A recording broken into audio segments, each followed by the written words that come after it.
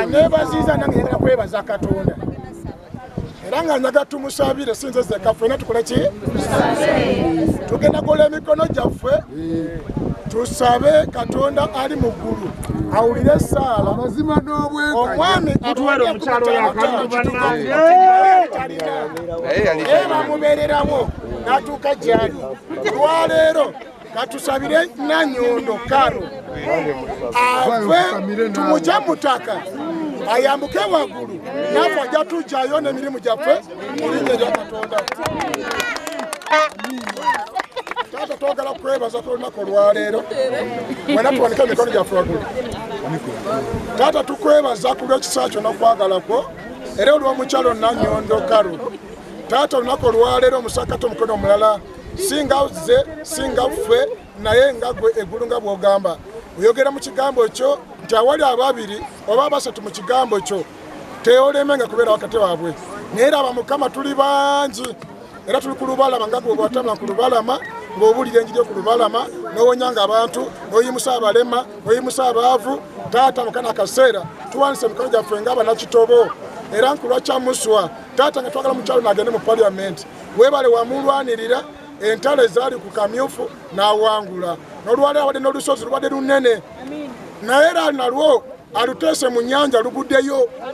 Ne tukwebaza nti mikasaawo eno akkirizibwa okunoonya kalulu mu biseera ebituufu. Kyenva nsaba ayi Mukama kkiriza emikono gino ogiwe omukisa ku lwa Karo. Karo omuyimuse, Karo omujeeyo, Karo omujjukire, Karo omutwale agende mu ntebe eyitibwa paliamenti agende akiikirire bannakyamuswa agende alwanire abavubi kubanga ffena tuli bavubi. Owa hoteri owa kabaala tasobola kukola muvubi nga tafunye. Owa mulimu gwonna w'enku n'ow'amanda tasobola gatunda kujjako ng'ate omuvubi yafunye sente. Tusaba ayi Mukama ku lwa Nanyondo nga bwe yeewaddeyo Mukama omukozese mutwale era omwoyo omutukuvu gwoba omutwala. Tusazzaamu amaanyi gonna g'omulaba Setaani emyoyo gino gy'okumulemesa by'okuzimuziyiza tubisazzaamu nga tubikolimira bigende mu nnyanja y'omuliro.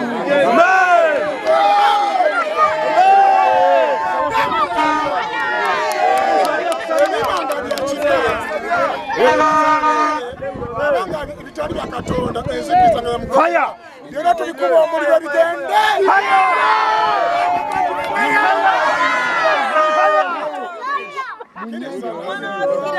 Olunaku olwaleero agende atule mu ntebe n'ayogerera bakyamuswa.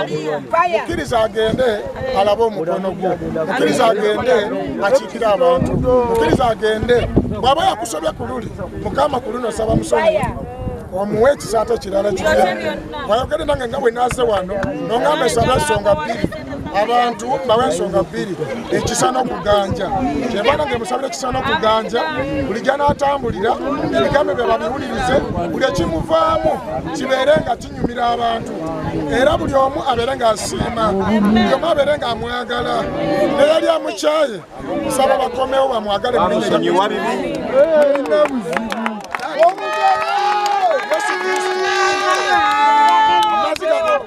amazzi gagaleka kunywa naye nsaba Katonda nga bwenteeka engalo zino amazzi gano ye mwenna agenda agenywere bw'atyo bwe muwa omukisa agenda awangula abantu be kitwala mu linnya lya Yesu.